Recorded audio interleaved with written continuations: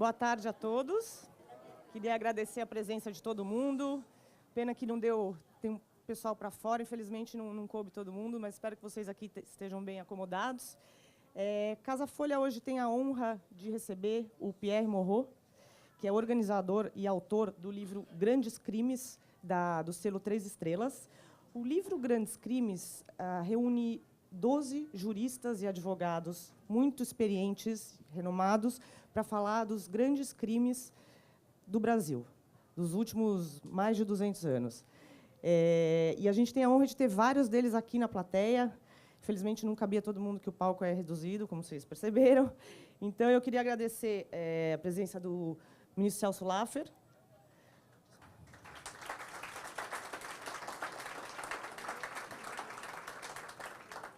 José Roberto Nalini. Renato, gente, desculpa. O Eduardo Mulaerte.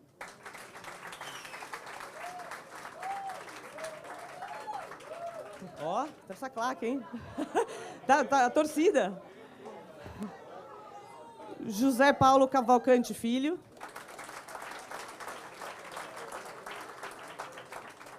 Antônio Cláudio Mariz de Oliveira.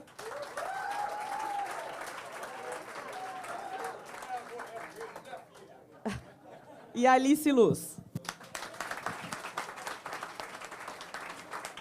E agora eu queria chamar para subir ao palco o Pierre Morot.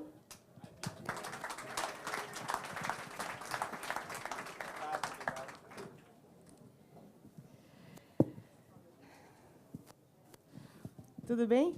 Tudo ótimo. Queria primeiro que você explicasse como é que surgiu essa ideia de convidar vários advogados para fazer um livro sobre os grandes crimes da história do Brasil. Então, uma das sortes que eu tenho na vida é que eu tenho bons amigos, né? Então, todos os autores, né, são pessoas que eu gosto muito e que eu sempre admirei a trajetória profissional de todos eles, né? Então, citando aqui os presentes, né, o ministro Celso Laffer é uma referência, né? Todo mundo que estudou direito no Brasil sempre teve o Celso Laffer como referência. Aí eu conversei com o Celso, eu vou falar um pouquinho, né, da pessoa e já contextualizar o tema que ele abordou no livro, né? Aí o ministro, a gente conversou, um dia foi num palácio, né? A gente estava numa cerimônia de posse do Nalini como secretário da Educação, nós estávamos lá, eu abordei o Celso, falei, Celso, poxa, adoraria que você escrevesse no meu livro que eu estou fazendo com a editora 3 Estrelas, né? Ele falou, mas Pierre, eu estou com um tempo super corrido. Eu falei, Celso, mas por favor, o que você poderia falar? Ele falou, poxa, eu posso falar sobre o caso Allwenger, que eu acho um caso importante. Poxa, aí eu convidei o Celso, foi uma grande honra escrever um livro tendo o ministro Celso Laffer ao meu lado. Outra feliz coincidência também foi, nessa mesmo dia de posse, eu também abordei, você imagina, um secretário, né, tomando posse, Secretaria da Educação, né, com todos os compromissos, né, eu ainda o aborreci, falando assim, Renato, poxa, eu já tinha escrito um livro com o Renato Nalini, que era um livro chamado Letras da Lei, e ele também foi meu companheiro no Grandes Advogados, né. Eu falei, poxa, você poderia participar do livro? Ele falou, poxa, sim, mas eu gostaria de falar sobre um caso pessoal, né? E aí ele falou sobre esse caso super interessante da província, né? Que abalou, é um caso interessantíssimo. O Eduardo Mulaerte também, grande companheiro de outros livros, né? Nós participamos juntos no Letras da Lei, né? E agora eu falei, poxa, Eduardo, o que você quer falar? Ah, não, eu quero falar sobre um caso que realmente tinha tido uma repercussão importante, eu quero falar sobre o Rio Centro. Aí ele falou o caso Rio Centro, que, como todos sabem, né, foi um caso que acabou transformando, né, o direito brasileiro, porque acabou criando uma comoção social e as pessoas queriam, naquele período de abertura, era super importante falar sobre aquilo. O Zé Paulo Cavalcante nos foi apresentado pelo Otávio Frias, né? E, poxa, foi uma grande apresentação, Otávio, foi um grande prazer te conhecer. E ele escreveu um caso interessantíssimo, que daqui a pouco acho que ele vai falar, que é os casos Três Canibais, que é um caso interessantíssimo, acho que as pessoas vão se deliciar com o caso Zé Paulo Cavalcante. Mariz de Oliveira, a mesma coisa, né? E o Mariz também é um amigo meu, a gente já se conhece profissionalmente, também com coisas ligadas à parte da cultura. É uma honra também estar com o Mariz também, ele conta um caso super interessante, na verdade são 3 casos, né, sobre crimes na mala, né, então uma grande honra estar com o Mariz de Oliveira. E a Alice Luz, Alice é, por um acaso, o avô da Alice era um advogado tributarista muito conhecido, chamado Rafael Ribeiro da Luz, que eu conheci o avô dela. Aí depois conheci o pai dela, o Diogo, né? E aí, jogando vôlei com a Alice, né? Nem sabia que a Alice militava no direito penal, aí começamos a conversar, e ela falou, não, eu quero falar sobre um caso, e ela acabou falando do caso da Daniela Pérez. Muito bacana. Os outros que não chegaram, né? A Luísa Luffy também escreveu um caso muito interessante, o caso do PC Farias, né? Que é um caso bastante interessante. O Guerreiro quis falar sobre o caso do Lacerda, que também é um caso muito representativo, né? E estou esquecendo de alguém? Deixa eu checar. Estou esquecendo o Eros.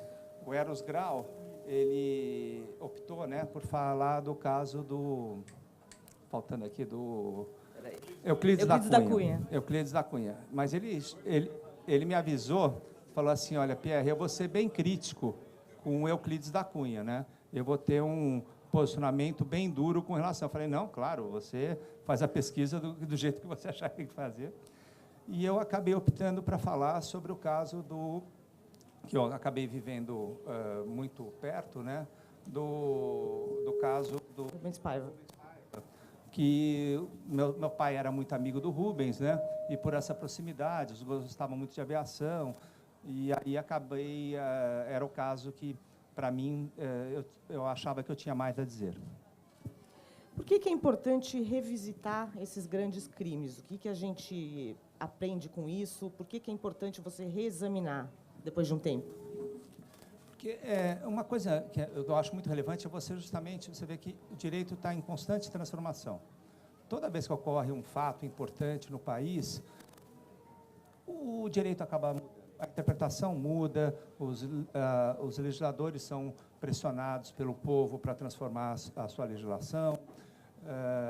Existem momentos de comoção social. Chegou a Luísa aqui. Um minutinho, chegou mais por favor. Uma autora. Mais uma autora. Oi, Luísa, tudo bem?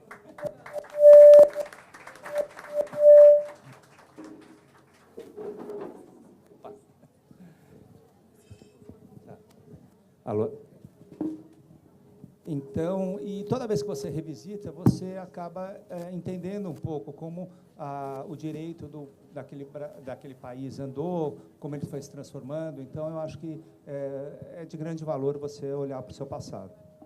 E eu depois vou fazer perguntas para cada um dos autores sobre os casos. Os casos são muito interessantes, né? Como são causos, né? E com muitos detalhes, riqueza de detalhe. Não é aquela linguagem que a gente pode esperar de jargão, é uma coisa juridiquês. Como é que você conseguiu isso? Ou vocês todos? Então, eu acho que, primeiro, eu gostaria de agradecer muito ao trabalho do Alcino Leite. O Alcino Leite nos ajudou bastante em transformar a nossa linguagem jurídica numa linguagem jornalística. Acho que ele fez um grande trabalho. E também cada um dos autores também são pessoas experimentadas que já tinham escrito os outros livros, já tinham escrito. Então, isso ajudou bastante, né, que essa linguagem fosse uma linguagem mais acessível. E a proposta do livro era justamente você captar, através de um trabalho investigativo, a verdade dos autos, mas também contrapor essa verdade dos autos com a interpretação jornalística, né, que a imprensa deu naquele momento. Então, quando você pegar o livro, vocês vão ter justamente a oportunidade de ver como aquele processo foi julgado em primeira instância, segunda instância, em tribunais superiores, mas também vão poder ver como a imprensa noticiou aqueles fatos à época, o que, em muitos casos, eu vou deixar para os autores falarem, o desfecho judicial ele é surpreendente. Queria começar perguntando para o Dr. Cavalcante, como é que você fez... O Dr. Cavalcante fez uma reconstituição dos... Não sei se vocês lembram desse caso dos canibais de Garanhuns, que era um sujeito, Jorge, que era esquizofrênico, e eles mataram algumas mulheres e comiam. E também punham na empadinha, se eu não me estou esquecendo. E o Dr. Cavalcante fez uma reconstituição desse caso com uma riqueza de detalhes impressionante. Inclusive, eu queria perguntar, você entrevistou o Jorge, que é o autor dos crimes? Como é que foi? Conta um pouquinho para a gente. Eu queria, inclusive, que ele contasse se ele provou a empadinha. Zé Paulo, levanta e olha para lá. Da câmera. Tem uma câmera aqui. Pode ser? Em 1840, na aldeia normanda de Ry, aconteceu um caso tormentoso. Um caso tormentoso é que um médico muito conhecido chamado Delamare, pouco depois da morte da...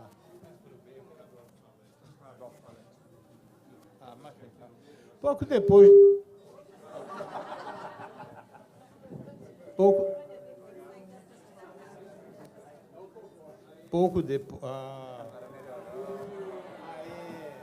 Pouco depois da morte de sua sonhadora esposa, chamada Dauphine Conturier, suicidou-se quando descobriu, 6 meses depois, numa visita fortuita ao cemitério, que ela tinha um amante que era um fazendeiro chamado Campon. Flaubert se impressionou muito com esse caso, trocou Ry por outra aldeia imaginária chamada Yonville, trocou o médico Delamare por outro médico, que era o Charles Bovary, e a Dauphine Conturier virou a Emma Bovary, Madame Bovary. Há uma diferença, é que quando no mundo real o Delamare descobre que a mulher o traía, suicidou-se 6 meses depois. E quando o Charles Bovary descobre, volta para casa desesperado, aspas, sofrendo com aquela angústia amorosa dos tempos idos, segundo Flaubert. E disseram, se você vai copiar o mundo real, por que é que não copiou inteiramente? Ele disse, porque a vida é tão inacreditável. Se eu botar a vida no romance, vão dizer que eu estou mentindo. Então, para tornar a vida crível, eu tive que falsear a realidade. Quando o Pierre e o Alcino convidaram, eu digo, eu só vou escrever sobre algum crime de Pernambuco, vou começar por aí. Havia 3 grandes crimes em Pernambuco. Eu não sei o tempo que eu tenho, se eu podia contar pouquinho só. Então, bom, havia 3 crimes. Um é conhecido como a hecatombe de Garanhuns. Mataram o marido dela, a viúva juntou na cadeia, com a cumplicidade do juiz da cidade e do delegado, os 18 inimigos políticos, tirou as armas da cadeia e matou os 18. Pernambuco é assim. Outro é um padre namorador, que toda vez que ele arranjava uma prima, ou amiga, ou protegida, ou lá o que fosse, para dormir com ele, ele tinha medo de dormir sozinho, o bispo mandava ele pegar essa senhora passear. E depois da 3ª ou 4ª vez, ele foi lá tomar satisfações, não gostou da conversa e deu 3 ou 4 tiros, 3 exatamente, na barriga do pobre padre, do pobre bispo, padre Osana, e foi condenado, e depois que saiu da cadeia, construiu uma capela e passou a rezar uma missa diária, sem ter nunca o prazer de ver um único fiel que o acompanhasse nessa missa. Até que, quando tinha 85 anos, morreu a golpes de porrete na cabeça, e a polícia jamais se interessou em descobrir o culpado. Mas esse caso é curioso, porque um homem e 2 mulheres que criaram, vou resumir, criaram uma seita, e a seita, para eles se purificar, terra, ar, fogo e água, são os 2 braços e 2 pernas, eles tinham que matar a vítima, a mulher, e comer a carne para se purificar. Eles comiam as carnes das coxas, dos braços e das nádegas, e o resto eles usavam para fazer a carne, para fazer empadas e coxinhas de galinha que vendiam na rua e nas feiras. Esse é o caso. Agora, o que eu quero dizer a vocês é que eu escrevi antes um livro sobre Fernando Pessoa, uma biografia, e usei o mesmo tipo de pesquisa. Então, eu fui conversar com eles. Tem algumas nuances no caso que são que são de grande densidade humana. Um delas, por exemplo, o protagonista homem se casa, chama-se Jorge, casa com Bel, primeiro namorado dos dois, e vive um amor intenso. Até que, quando chegam aos 40 anos, há uma mudança grande. A Bel é uma dona de casa e virou uma matrona do interior. Parecia mãe de Jorge. E Jorge era professor de educação física. Não tinha 1 centímetro de lipídios e colesteróis pela barriga, era um sujeito enxuto. E Jorge encontra uma moreninha de 16 anos e se apaixona por ela. Está criada aí uma tragédia. Aí veja o drama pessoal, que a mim me atrai muito, é engraçado, que é o seguinte: a velha Bel, parecia mãe de Jorge, percebe que vai perder o amor da sua vida. E diz tudo menos isso: eu não quero perder o amor da minha vida. Aí o que é que ela faz? Jorge, por sua vez, querendo ficar com a jovenzinha, e diz e percebe que não pode ficar com as duas, está vivendo esse drama. Aí Bel, que era dona da casa, chama ele e diz o seguinte: vamos resolver isso de outra maneira. Traga ela e passamos a ser um casal de 3. Para ela, é melhor estar com o amor da sua vida de lado, sabendo que ela tem outra mulher, do que vê-lo perdido pelo meio da rua. Para a menina, acho que, para mim é ótimo, que eu fico com meu marido e tenho quem tome conta da casa, não preciso ter esse trabalho. E Jorge declara que foi a maior alegria que teve na vida dele, porque tinha as 2 mulheres ao lado dele, os 2 amores da vida dele. Eu até perguntei a Jorge se vocês dormiam os 3 na mesma cama. Queria saber o detalhe. Não, eu dormia ou com uma ou com outra. Mas como é que você constrói uma relação de 3, um casal de 3, é uma coisa fascinante. O senhor foi falar com ele na prisão? Fui. Eu ainda vou escrever o livro sobre isso, porque eu pedi ao secretário, eu queria vê-lo. Ele disse: ok, mas eu vou lhe dar uma escolta policial. Eu digo: rapaz, eu sou macho, eu sou pernambucano, e eu quero lá saber de escolta. Ele disse: estou pensando em você, não, estou pensando em mim, que se acontecer com você aí, quem está ferrado na opinião pública sou eu. Ah, bom, aí fui lá. Aí, quando o jornal anunciou isso, um cliente meu veio me procurar. Ele era o psiquiatra do Jorge. Zé Paulo, não aconselho essa conversa, porque ele é psicopata, imprevisível e violentíssimo. Eu digo: rapaz, eu também sou, de forma que vai ser uma conversa boa para nós. Mas fiquei um pouquinho assustado com essa história. Aí vou para a penitenciária. Quando chega lá, a escolta, eu digo: fica fora, que eu não vou dar uma de frouxa aqui. Entrei. Aí comecei a me assustar, porque a Barreto Campelo é a melhor penitenciária de Pernambuco. Por quê? Porque tem 400 vagas e só tem 1.700 presos lá dentro. Portanto, é aquela em que sobra mais lugares para as pessoas dormir. O diretor, percebendo que não dava para dormir as pessoas na cela, abriu a cela. Então 1.700 pessoas soltas. Aí eu comecei a ficar meio assustado. Eu vou para o meio de 1.700 pessoas, vai ser um negócio meio complicado. Aí, para sorte minha, o diretor chamou o Jorge, algemado, para conversar comigo na administração. Eu disse a ele que não precisava, mas por dentro agradeci muito. Aí nos botaram na sala, eu digo: tire a algema do homem, que eu não vou conversar com o homem algemado. Tiraram. Aí tinha uns 8 guardas de lado, junto dele. Eu digo: sai todo mundo, que eu não vou.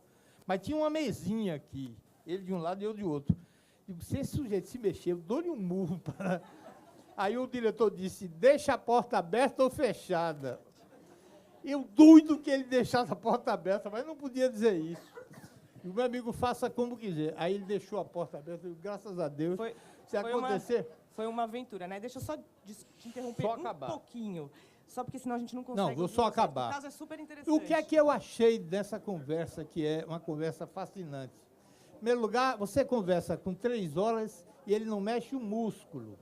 O psiquiatra já tinha me advertido, ele não é esquizofrênico. PMD, emoção. Ele não tem emoção, ele é psicopata. Não mexe o músculo, mas matou várias pessoas. Dizem que muito mais do que os 3. Entretanto, consegue ter uma demonstração de afeto claro com a filha de uma das que ele matou, que ele perfilhou.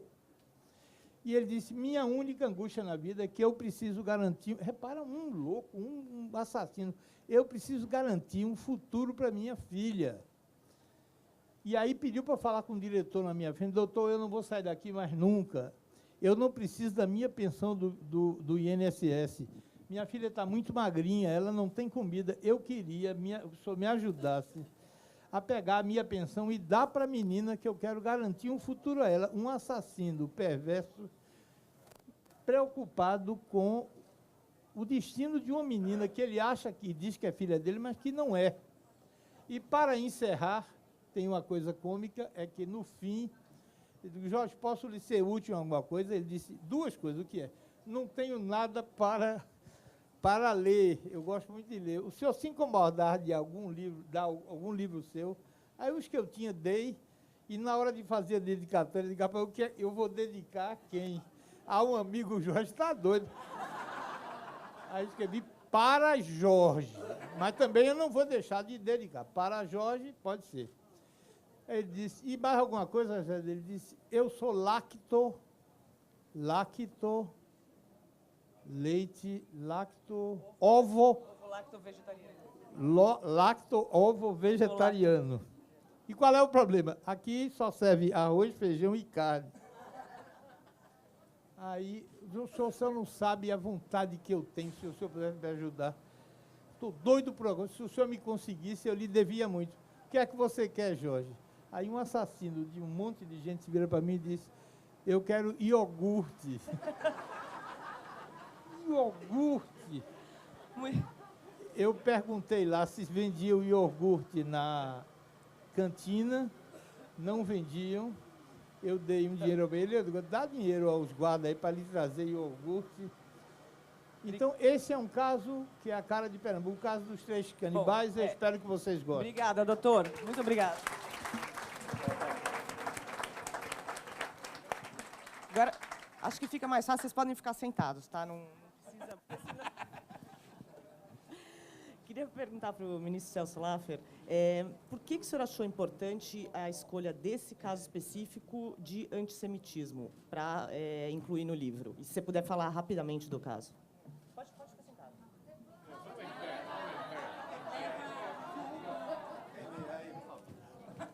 Bom, olha, depois da narrativa dele, qualquer narrativa é pífia. Mas é um caso interessante, era um editor de Porto Alegre que se dedicava a publicar obras de antissemitismo e de denegação do Holocausto. Houve uma decisão de primeira instância, houve uma decisão de segunda em que ele foi condenado, houve depois um habeas corpus ao Superior Tribunal de Justiça e depois para o Supremo. Qual foi o argumento do habeas corpus, que foi um argumento ardiloso? Como os judeus não são uma raça, o crime não é da prática do racismo. Não, esse foi o argumento do habeas corpus e, naturalmente, tinha como objetivo afastar a prescrição.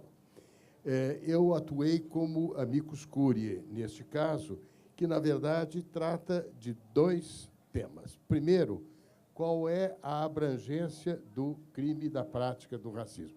O que se inclui dentro do crime da prática do racismo? E o argumento básico foi que uma interpretação racialista do crime da prática do racismo não daria conta da realidade, porque, na verdade, os judeus não são uma raça, mas só existe uma raça, que é a raça humana. Todos, no entanto, podem ser objetos da prática do racismo. Por isso que, na minha argumentação, eu dizia que o sujeito passivo do crime é a população brasileira como um todo, tendo em vista o objetivo que a Constituição determina de criar uma sociedade livre, sem discriminação, aberta a todos, sem preconceitos e tudo mais. A Constituição de 88 considera que o crime da prática do racismo é um crime imprescritível. Então, a discussão toda era sobre o que é a prática do crime. E aí, naturalmente, o argumento é de que as práticas racistas são práticas sociais. Não preciso dizer isso aqui na Flip, quando estamos assistindo toda essa discussão sobre o Lima Barreto e as dificuldades que ele enfrentou. Então, o primeiro ponto decidido é de que a abrangência do crime da prática do racismo é ampla. O segundo item que foi levantado é: existem ou não limites à liberdade de expressão? E aí o tema que se coloca é: há ou não limite aos escritos de ódio? Não? Que a ideia dos escritos de ódio são justamente aqueles escritos que causam um dano à dignidade da pessoa humana. E o argumento básico é de que, também valendo-me do texto constitucional, que a ideia de uma sociedade, a construção de uma sociedade fraterna, pluralista, etc., é uma espécie de bem público, e é esse bem público que o crime da prática do racismo procura tutelar. Na discussão, naturalmente, eu estou contando para vocês o resumo da história e vou concluir. Mas, naturalmente, quando chegou ao Supremo, na segunda instância, ele foi condenado e a decisão do tribunal foi excelente. O Superior Tribunal de Justiça também denegou o habeas corpus. Quando subiu para o Supremo, o relator era o Moreira Alves e foi ele que aceitou o habeas corpus, dizendo que ele queria uma interpretação restritiva do crime da prática do racismo, porque senão havia uma espécie de, enfim, tipo penal aberto. Não, esse era o argumento dele. E aí o Maurício Correia, que foi o relator do caso, me sugeriu que eu atuasse como amicus curiae.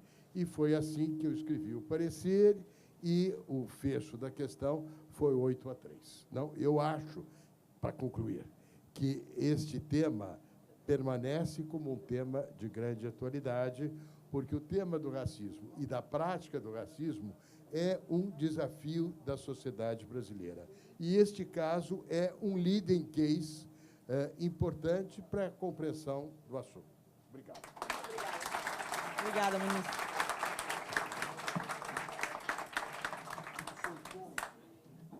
Queria agora perguntar para o doutor Maris, existe um fascínio meio macabro com os crimes da mala, né? Você não só assassina a pessoa, como você esquarteja e põe dentro de uma mala. Uma alusão ao crime da mala de hoje. Não tem mala nenhuma. E só, já que o senhor puxou o assunto, eu queria também perguntar se o presidente Temer leu o seu texto. Eu acho que sim, dependendo do resultado do julgamento agora. Senão ele não vai me prestigiar, garanto. Bem, a questão do crime da mala sempre me empolgou na medida em que eu não entendia o porquê do plus. O crime da mala, os crimes da mala são crimes de homicídio. Matou. Matou por isso, matou por aquilo, matou por amor, matou por ciúmes, matou por ganância.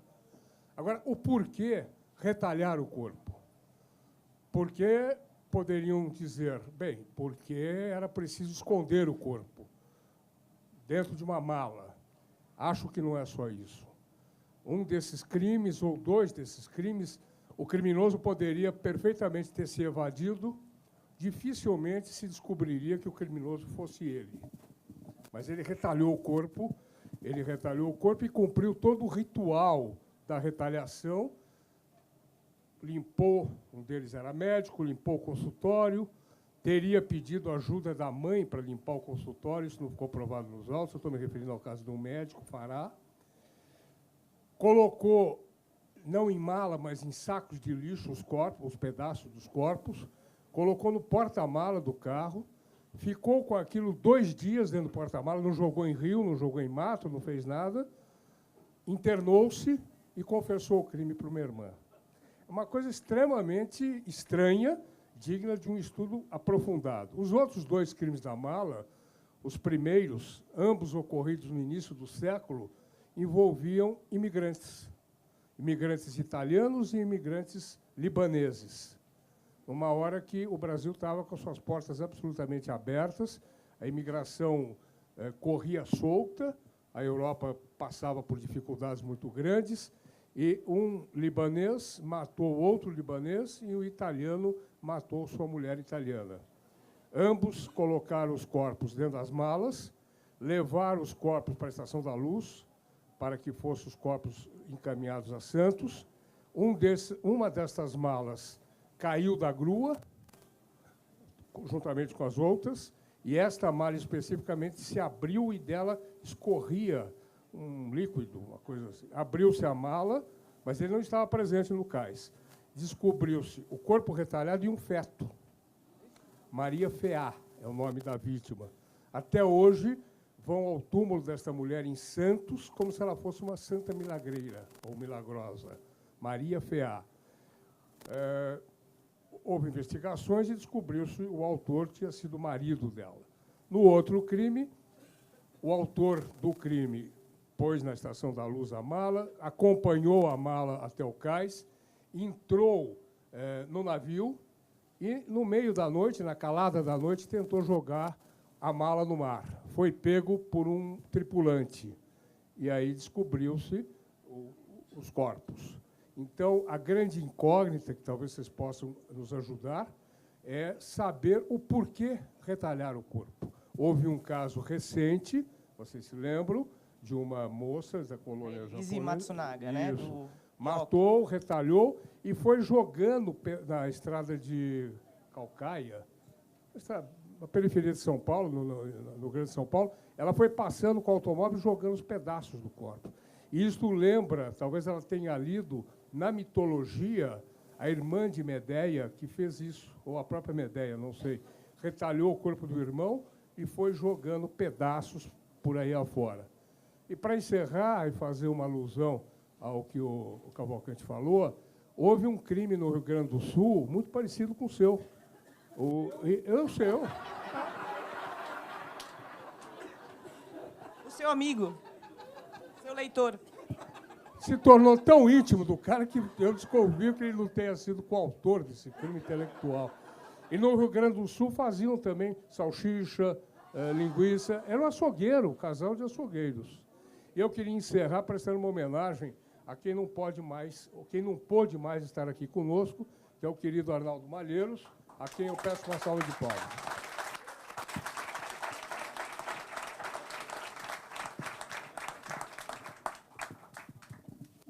Obrigada.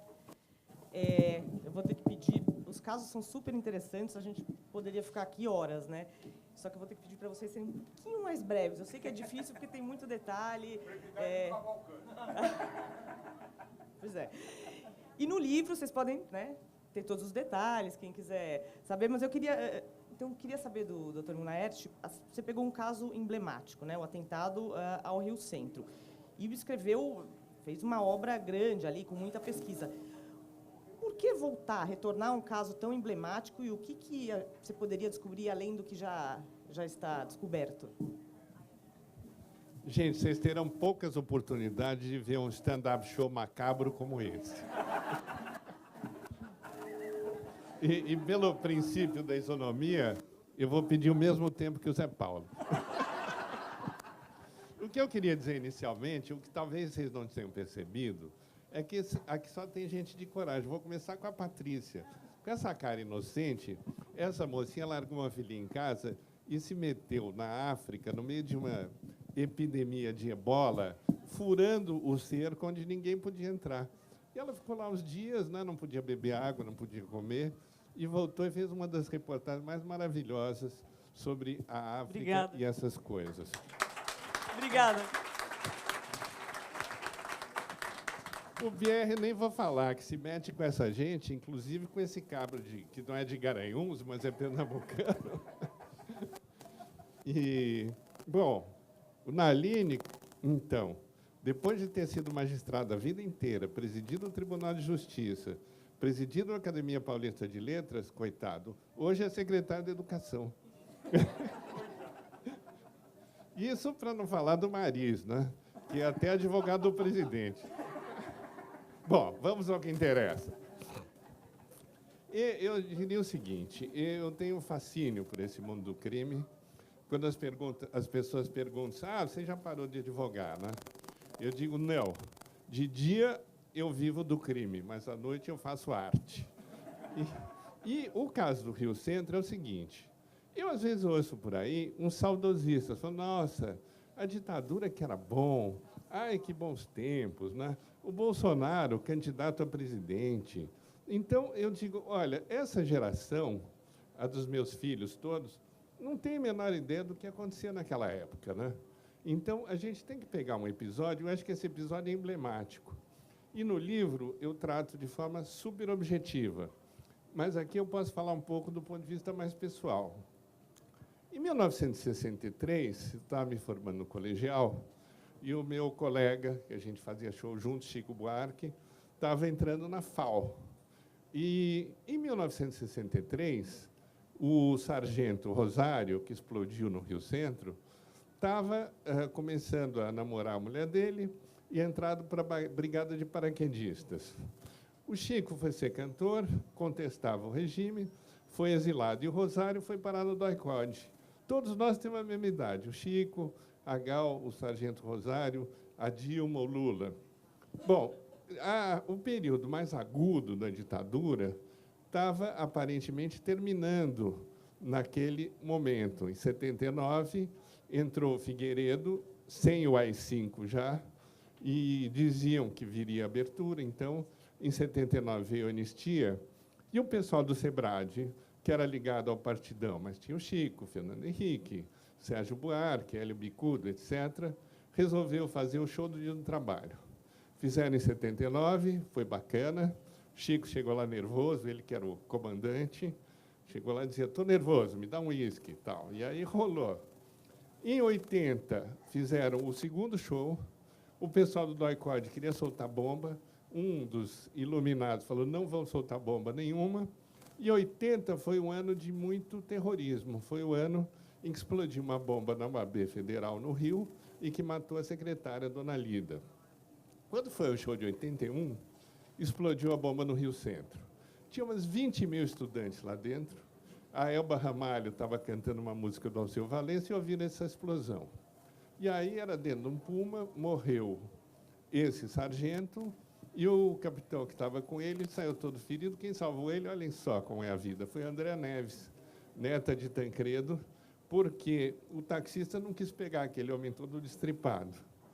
Bom, aí foi feito o IPM, né, nada se apurou, esconderam a verdade, e só em 2014 é que começou a se fechar o contorno. Todo mundo achava que aquilo era contra a abertura do Figueiredo. E aí se viu que o Figueiredo também sabia. E se viu, igualmente, que todas as cabeças da repressão estavam ali em volta. Inclusive o coronel Ustra, que comandava a Operação Bandeirante em São Paulo, que torturou a Dilma, por exemplo, sob o comando dele, né? Então, eu acho fascinante como essa teia se formou, e acho que, através desse episódio, da vida desse sargento, que, naquele dia, como todos os dias, tinha saído às 5 da manhã, levado o filho na escola, jantava em casa com a família, e que, no dia seguinte, tinha um churrasco na casa da sogra, porque era fim de semana, feriado, 1º de maio. Então, gente absolutamente normal, de vida normal, uns contestando o regime, outros torturando e matando no quartel da Rua Barão de Mesquita. A história está inteira contada, as investigações, o que é mais fascinante é que tem a referência, a gente pode ouvir na internet todos esses shows, a Bandeirantes, inclusive a Band, tem todo o show gravado, e a gente pode assistir as reportagens. E mais, no site do Ministério Público, tem o depoimento de todas as pessoas que participaram. E, assim, é como diz o Zé Paulo, se eu fosse inventar uma ficção, eu não conseguia chegar lá. Porque esse sargento que morreu estava era amante há 4 anos da mulher do parceiro dele de explosão. Foram os dois que botaram a bomba na OAB. E eles tinham esse caso, que o filho dele já sabia. E, enfim, e todos se diziam irmãos, grandes amigos, homens de honra, de princípios, de defesa da pátria, mas o quadro era muito mais complicado. Mas aí vocês vão precisar ler a história, por favor. Muito obrigada.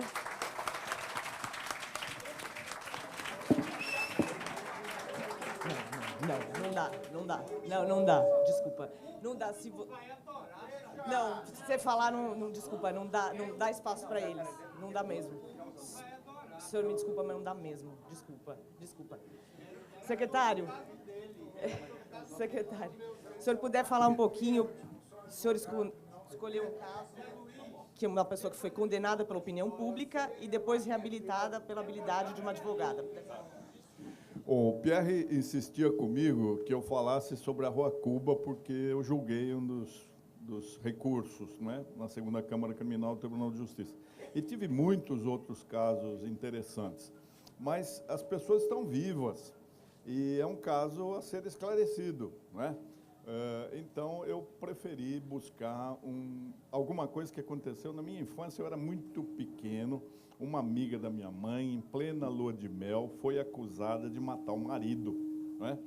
E uma jovem muito bonita, já estava grávida, a família do marido era muito poderosa, muito rica, e querendo, então, fazer com que a menina que iria nascer não tivesse a herança, contratou os melhores talentos, então, disponíveis para fazer força junto com o Ministério Público, para que ela ficasse condenada e presa. Ela, aquele tempo, Marisa, ela foi presa, ficou na penitenciária, a penitenciária falou que não podia ficar com uma mulher grávida, colocaram numa casa de freiras, o pai, que era um homem humilde, tinha que pagar a hospedagem, pagar os médicos, pagar a vigilância, até que a menina nasceu e ela foi à júri, e amamentou a criança em pleno júri, e são nomes muito interessantes na história do direito em São Paulo, né? Porque o advogado dela, que era, então, um homem da minha cidade, de Jundiaí, ele foi se socorrer de uma jovem que tinha sido a primeira aluna da classe, tinha 10 em todas as disciplinas na São Francisco, jovem quase da mesma idade da Ré, que era Esther de Figueiredo Ferraz. E Esther de Figueiredo Ferraz fez um trabalho maravilhoso, porque ela foi buscar provas em processos até que estavam correndo no cível. A empresária, que era a presidente do grande conglomerado de empresas, ela foi a única testemunha contra a Ré, e, num processo judicial em que se discutia a sucessão da firma, a Esther descobriu que essa senhora era aconselhada por uma médium num centro espírita que falava para ela: hoje seu marido vai visitar você, o marido estava falecido, então troque a sua roupa íntima porque ele vai visitar. E aí ela juntou essa prova para dizer que valor tem uma testemunha que é sugestionada, né, que se apronta para receber o marido falecido, etc. Fez uma série de provas ali e mostrou que o caso era um caso que envolvia herança, que envolvia patrimônio, né, e conseguiu absolver a Ré, né? Eu não pus o nome da Ré porque ainda muita gente viva, mas é muito interessante esse caso, porque no meu tempo havia uma revista chamada Polícia, não sei se se lembra, semanal, todas as semanas vinha com aquela foto da moça bonita, né, que chamavam a fera dos Campos Elíseos, e a outra era a vítima, etc. O que restou disso, assim, e por que eu escolhi isso aí? A rapidez do julgamento, em 2 anos tinha sido julgado no Tribunal de Justiça, não é? A concisão das peças, algo que eu tentei fazer como corregedor, porque, infelizmente, a informatização, a digitalização, em vez de reduzir a verborragia, aumentou. Então, eu acho que os advogados, às vezes, cobram por lauda, porque juntam calhamaços, né? E eu dizia sempre, quando eu tenho liberdade, eu falava, se você precisou de 50 laudas para me convencer, o seu direito não está bom. Se fosse alguma coisa, né, com 5... Eu tentei 5 laudas, depois que eu saí, voltou, cada um escreve quanto quer. O acórdão, Marisa, o acórdão de preservação da absolvição pelos seus próprios fundamentos, está em proceder, julgamos, indeferimos o recurso não foi acolhido e a Esther brilhou. Um dos membros do júri que faltou e teve escalação obrigatória para os outros júris era Miguel Reale, né? O advogado de acusação era o Gami Silva. Então, é um caso muito bonitinho, recheado de gente boa, e mostra que nós já fomos melhores na Justiça de São Paulo. Muito obrigada, secretário.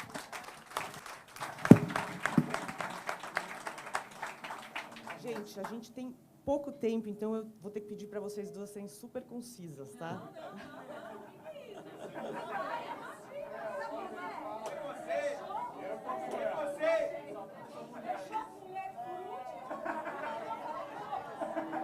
Eu estou pedindo para todo mundo ser conciso. Agora eu me ferrei. Desculpa, eu estou pedindo para todo mundo ser conciso. Não é nada especial contra a gente. Alice, se você pudesse falar.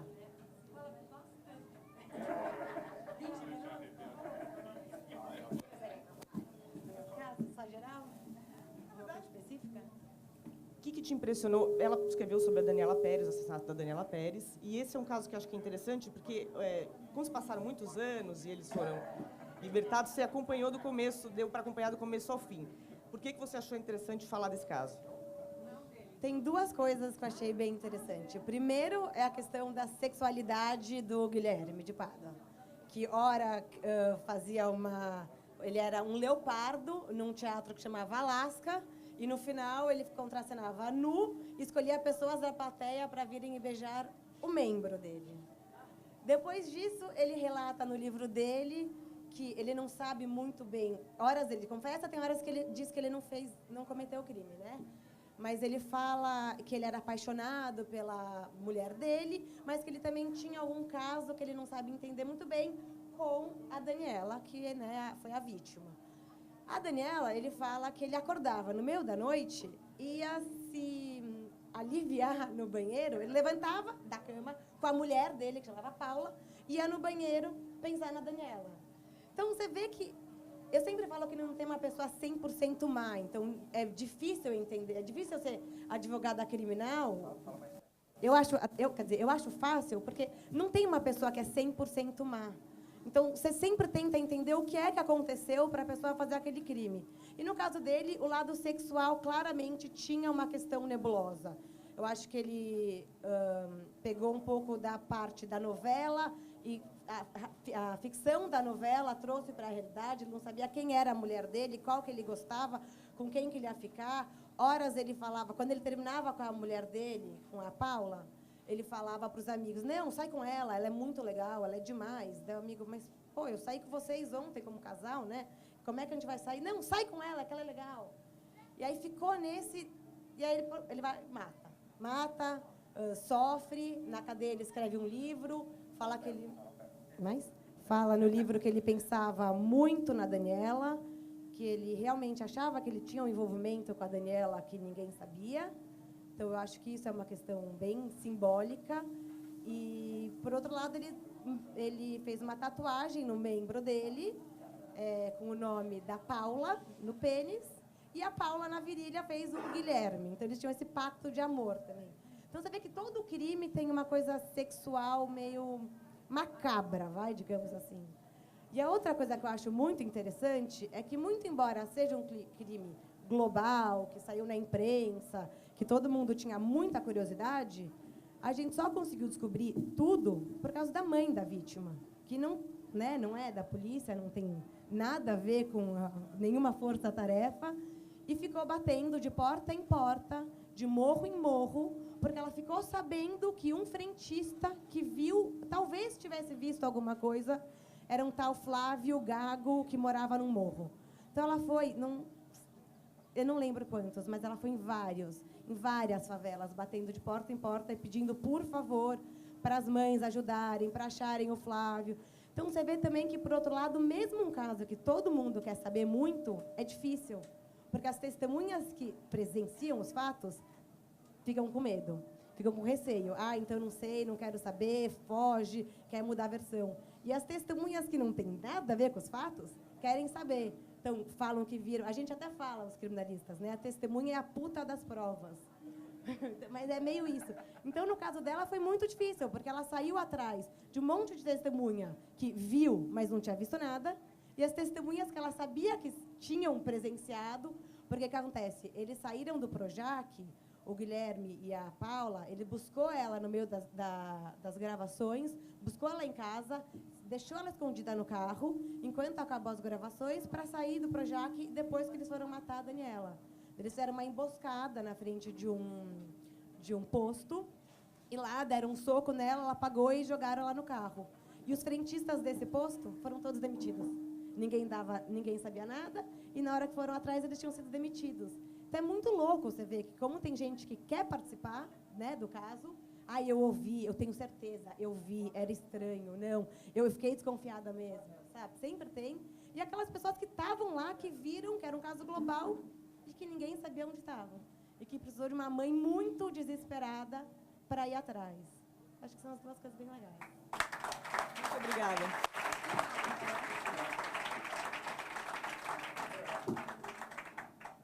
Agora, com todo o tempo do mundo, a doutora Luísa, falar de um caso também muito emblemático, que é do PC Farias, da Suzana Marcolino. Bem, boa tarde a todos e a todas. Eu quero agradecer todo o tempo do mundo, eu mereço, eu fico feliz com isso. Quero cumprimentar o Pierre por ter tido a iniciativa de fazer esse livro, que eu mesma achei muito interessante. Eu consegui ler todos os textos antes de hoje. Quero cumprimentar todos os autores aqui presentes. Eu sou criminalista também, então eu adoro estudar os crimes e ver as opiniões de todos. E escolhi para fazer o relato, nesse livro Grandes Crimes, o caso do PC Farias e da Suzana Marcolino. E eu sei que a Patrícia ia me perguntar, não precisa mais perguntar, por que eu escrevi esse texto, né, Patrícia?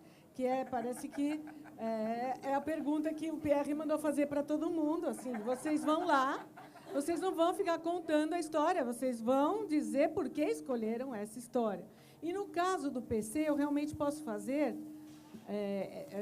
esse resumo, porque todo mundo conhece, ou quase todo mundo, eu não sei se tem alguém aqui com 15, 16 anos, mas PC Farias era o braço direito de Collor de Mello, um presidente da República do Brasil que sofreu impeachment.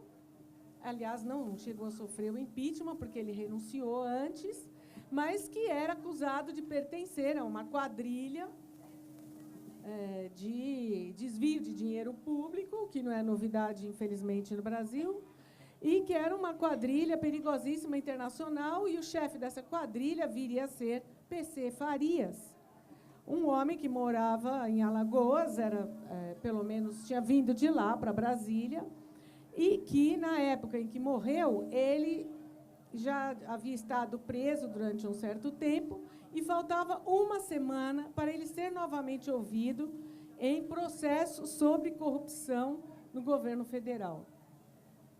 E o que acontece? PC Farias amanhece morto, juntamente com sua namorada, na sua casa de praia, em Alagoas, no estado de Alagoas.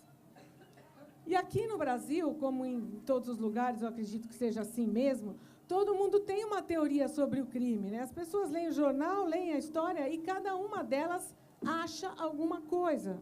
E com relação a PC, todo mundo dizia que era queima de arquivo. claro que antes que as provas viessem à luz, ou todas as provas viessem à luz. Mas era muito provável que fosse, porque ele era um homem que era um arquivo vivo de umas mazelas incríveis que aconteciam no Brasil naquela época e parece que continuaram acontecendo ao longo do tempo. No final, o que é que veio esclarecer o caso PC Farias? Um jornalista que teimoso, interessado e muito sério, que é o Joaquim, que está aqui, o Joaquim Gil de Carvalho. Ele veio aqui para ver se eu ia falar direitinho a história do PC. Aí, Joaquim, se tiver alguma reclamação, interferência, pode fazer. O Joaquim escreve um livro, e esse livro do Joaquim me convenceu completamente. PC Farias morreu de quê? De crime passional. E como eu me aperfeiçoei em crime passional, nos meus livros anteriores, eu tenho um livro que se chama A Paixão no Banco dos Réus, porque, na verdade, o que mais me intriga, Pierre, é por que as pessoas precisam matar o marido, a mulher, o ex-marido. Para que tem que matar? É uma coisa completamente insana. Só que é preocupante porque é uma insanidade que atinge muita gente no Brasil. Então, nós temos aqui no Brasil um número de que a cada 2 horas uma mulher é assassinada, é um feminicídio, normalmente. Ai, já estão me boicotando, eu tenho que parar de falar? Pessoal, por favor, só mais um pouquinho só. Então, é uma quantidade enorme de gente que morre por causa de crime passional. E ninguém achou que aquela menina, a tal da Suzana Marcolino, que era uma menina sem poder nenhum, uma pessoa que conheceu o PC Farias na prisão.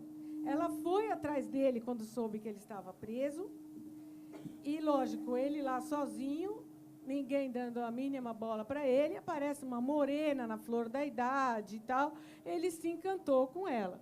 Mas ela queria se casar com o PC. Suzana era uma menina simples, uma menina que veio de um extrato pobre da população, e ela sonhava pertencer à família Farias, que era uma família poderosa lá em Alagoas. PC era um mulherengo e, depois de algum tempo, ele já estava em busca de outras namoradas e talvez fosse se casar com uma outra mulher. Não com ela, Suzana. E aí, Suzana, então, começa a entrar em parafuso. E a minha questão é essa. Por que estamos tão pouco preparados para uma separação? Por que Brasil tem essa cultura, a cultura do vou me vingar, a cultura do ciúme, que é uma cultura burra, porque as pessoas dizem que se não for minha, não será de mais ninguém, se não for meu, vai ver o que vai acontecer, que é uma coisa que não faz sentido nenhum.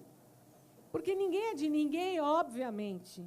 Mas isso é preciso ficar mais interiorizado, porque o ciúme é um absurdo, é uma ignorância, é um sentimento que não tem justificativa nenhuma e que causa mortes e mais mortes e mais mortes. E Suzana estava com ciúme de PC. Então, depois de muitas avaliações, muita guerra de peritos, porque 3 peritos foram convidados a trabalhar no caso, alguns pela família do PC, outros pela própria polícia, outros porque quiseram dar palpite, mas, enfim, todo mundo dizia que a bala entrou por aqui, saiu por ali, mas a verdade é que Suzana, à noite, matou o PC. Eu não vou dizer como, porque o Joaquim já sabe, não conte também, Joaquim. Mas eu não vou contar para vocês lerem o livro, né? E porque muita gente deve já se lembrar, então eu não vou perder aqui o tempo precioso da Patrícia me incumpridando na conversa. Mas o que eu quero dizer a vocês, as maiores vítimas dos crimes passionais são as mulheres. O PC era procurado pela Polícia Nacional e Internacional. Então, como ela era mulher, ninguém desconfiava dela. Como ele era procurado, não, é queima de arquivo. É claro, alguém mandou matar. A máfia internacional foi suspeita de ter mandado matar o PC Farias. E, no fim, era aquela menina da qual ninguém desconfiava. Então, aqui eu quero só deixar uma reflexão. É inacreditável que ainda se mate por ciúme. Matar por ciúme é uma coisa louca. Muito melhor é fazer aqui o que resolveram fazer. Vamos morar os 3 juntos, acabou. Eu sou a favor.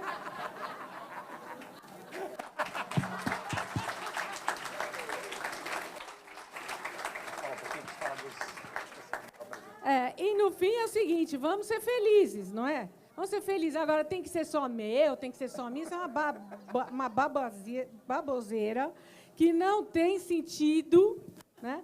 Até o nosso amigo, ele falou que achou estranho, todo mundo... Estranho não, isso que é o bom, entendeu? O certo é não ter o ciúme, gostou do outro, gosta de mim ainda, então vamos ficar todo mundo.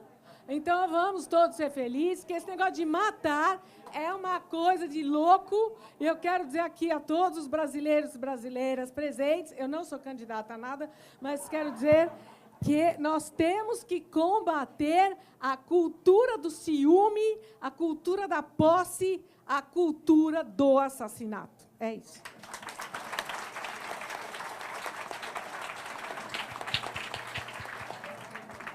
Espero que vocês tenham gostado da prosa. A prosa é muito interessante. Eu gostaria de falar um pouco do professor René Arialdotti, que não pôde estar presente, né? E ele escreveu um caso muito interessante do Dock Street, que também é um caso de amor e tem um caso importante de legítima defesa da honra, né? Eu acabei não falando do meu caso é do Rubens Paiva, né? Eu não sei quem aqui conhece o caso do Rubens. O Rubens era um deputado famoso aqui no Brasil, e o Rubens, ele era muito amigo do meu pai, e, de repente, o Rubens some e a família do Rubens vai para a nossa casa em Búzios, ficamos todos juntos. E minha mãe falava uma coisa que eu não entendia muito o que minha mãe falava. Ela falava assim, poxa, quando ela era criança, né, e tinha uma tragédia, né, ela ficava muito feliz. Eu falei, mãe, mas como é que você fica feliz quando tem uma tragédia, né? Ela falava assim, meu filho, quando eu era pequeno, só quando morria alguém na família que a gente se encontrava. Falei, poxa, e aí as crianças ficavam lá conversando, os adultos ficavam confinados num canto, triste, por causa de um enterro, de uma missa de 7º dia, e a criançada ficava ali brincando e todo mundo junto, porque as pessoas não tinham a liberdade como tem hoje em dia, né? E eu vivia esse momento com Marcelo Rubens Paiva, com a família dele, todos lá em Búzios, e nós, crianças, brincando, e não tínhamos noção da tragédia que estava acontecendo com Rubens, com a tia Eunice, que foi presa, ficou uma semana lá. Então, isso acabou me afetando tanto que eu falei, poxa, quando eu tive a ideia de fazer esse livro Grandes Crimes, né, eu falo, eu preciso olhar essa história melhor, né? O Marcelo Rubens Paiva, aqui no Maflip, né, leu um texto muito interessante que chamado Trabalhando o Sal, que ele narra essa história de uma forma muito interessante, e eu falei, poxa, eu vou estudar esse caso. Eu fui falar com o Marcelo, né? Falei, Marcelo, poxa, o que é que você já narrou dessa história? O que sobraria para eu contar, né? Ele falou, olha, Pierre, fala com o Zé Carlos Dias, porque acabou de sair o resultado da Comissão da Verdade. Aí eu fui atrás do Zé Carlos, conversei com o Zé Carlos me passou a documentação, e eu atualizei o caso de uma memória infantil, que na minha memória era um momento feliz. Estávamos todos lá, um monte de criança brincando em Búzios, mas, na realidade, era uma grande tragédia. E eu só tive, ao longo da minha vida, quando eu virei adulto, a capacidade de entender que aquele momento feliz que eu estava vivendo com os filhos da tia Eunice e do tio Rubens, na verdade, eles estavam vivendo uma tragédia brutal. E a tia Eunice foi muito discreta, o Marcelo, todo mundo lá. E aí, poxa, quando eu me dei... Fala, poxa vida, como essa vida, como as crianças, muitas vezes, né, elas não têm noção do que está acontecendo, né? Então, para mim, foi uma possibilidade muito interessante, né, de eu revisitar a minha infância, descrever e trazer alguma coisa nova que o Marcelo já não tinha narrado anteriormente, que era a decisão da Comissão da Verdade. Tá bom? Então, infelizmente, eu vou ter que dizer para vocês que a gente não vai ter tempo para fazer as perguntas. Disso, a gente pede desculpas, porque a gente passou do tempo e tem uma outra mesa, senão a gente atrapalha a próxima mesa. Mas todos eles estão aqui, se vocês tiverem questões, e o livro é super interessante e tem várias informações. Muito obrigada, gente. Obrigadão. Aplausos.